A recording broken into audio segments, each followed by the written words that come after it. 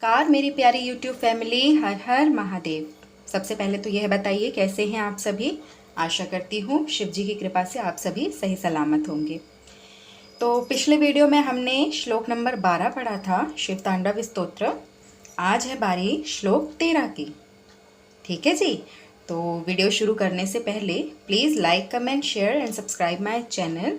और वीडियो को like please ज़रूर किया कीजिए ताकि मुझे अप्रिसिएशन मिलता रहे और मैं अच्छे अच्छे वीडियोज़ आपके लिए लाती रहूं। चलिए आइए तो फिर शुरू करें। शिव तांडव स्तोत्र श्लोक 13। कदा निलिम्प निर्झरी निकुंज कोटरे वसन विमुक्त दुर्मतिः सदा शिरः स्थलिम अंजलिम वहन। शिरः स्थम और अंजलि दो शब्दों से मिलकर बना है ये। विलोल लोल लोचनो ललाम भाल लग्न कह शिवेति मंत्र मुच्चरन कदा सुखी भवाम्यहम्। इसका उच्चारण इतना कठिन भी नहीं है ना।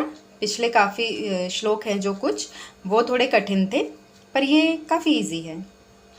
एक बार और देख लीजिए। कदा निलिम्प निर्झरी निकुंज कोटरे वसन विमुक्त दुर्मतिः सदा शिरस्थ मंजलिम वहन। विलोल लोल लोचनो ललाम भाल लग्न कह शिवेति मंत्र मुच्चरन कदा सुखी भवाम्यहम्। अब आइए आपको अर्थ समझाती हूँ। कदा मीन्स होता है कब, और निलिम्प निर्झरी यानी कि गंगा। यहाँ गंगा नदी को निलिम्प निर्झरी कहा गया है। और निकुंज यानी होता है उपवन। कोटरे यानी कि कुटीर, कुटिया। वसन रहना। विमुक्त दुर्मति, विमुक्त मीन्स छोड़ी हुई। दुर्मति यानी दुर्बुद्धि। सदा हमेशा। शिरस्थम यानी माथे पर रखी हुई। विलोल लोल लोचनो, विलोल मीन्स होता है चंचल। विलोल लोल यानी अति चंचल, बहुत ही ज़्यादा चंचल। लोचनो, लोचन मीन्स नयन। ललाम यानी सुंदर। भाल मस्तक। लग्न कह शुभांकित या तिलकांकित, है ना, तिलक लगा हुआ हो जिस पर। शिवेति मंत्र मुच्चरण, शिव जी के मंत्र का उच्चारण करता हुआ कदा सुखी भवाम्यहम्, मैं कब सुखी होऊंगा। चलिए अब इसका अर्थ देख लीजिए। इस श्लोक में स्तुतिकार रावण अविरल प्रेम युक्त तरल सरल भावों के साथ अपने मन की साध को प्रकट करते हैं, यानी अपने मन के भावों को तरल और सरल शब्दों में अपने मन की अभिव्यक्ति कर रहे हैं। भाव भीने मन से खोए हुए से वह सोचते हैं कि, भाव भीने मन यानी जब हम बहुत ज़्यादा इमोशनल हो जाते हैं, है ना, उस कंडीशन को भाव भीना बोला जाता है, भावहीन।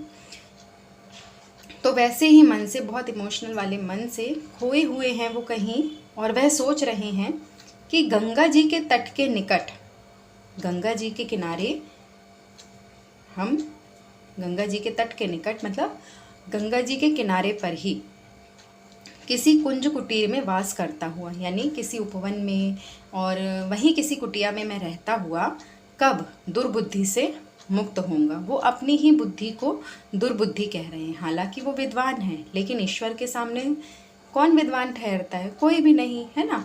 तो रावण भी अपने आप को उनके सामने दुर्बुद्धि कह रहे हैं कि मैं दुर्बुद्धि से कब मुक्त होऊंगा। कब अपने करों की अंजलि माथे से लगाकर, करों की अंजलि यानी अपने हाथों से जो अंजलि बनाते हैं, ये जो पोस्चर होता है ना, ये हम जिसे हम ओक भी बोलते हैं, इसे अंजलि कहते हैं। तो कब मैं अपने हाथों की अंजलि माथे से लगाकर चंचल अधीर नेत्रों से, अधीर मतलब जिनमें चैन नहीं होता, चंचल बेचैन आँखों से, तथा तिलकांकित ललाट वाला मैं और अपने माथे पर तिलक लगाया हुआ मैं शिव मंत्र का उच्चारण करने का सुख पाऊंगा। यानी कब वो दिन आएगा कि मैं गंगा जी के तट पे रहूँगा, वहीं किसी वन में, उपवन में कुटीर बनाकर अपने हाथों की अंजलि बनाकर उसे अपने माथे से लगाकर कब अपने शिवजी के मंत्रों का उच्चारण करता हुआ मैं सुख पाऊंगा, ऐसा सुख मुझे कब लब्ध होगा। लब्ध मीन्स पाना, कब मुझे ऐसा सुख प्राप्त होगा। तो ये था श्लोक 13, इसका उच्चारण भी और इसका अर्थ भी। अब आइए इसे आपको गाकर सुनाती हूँ।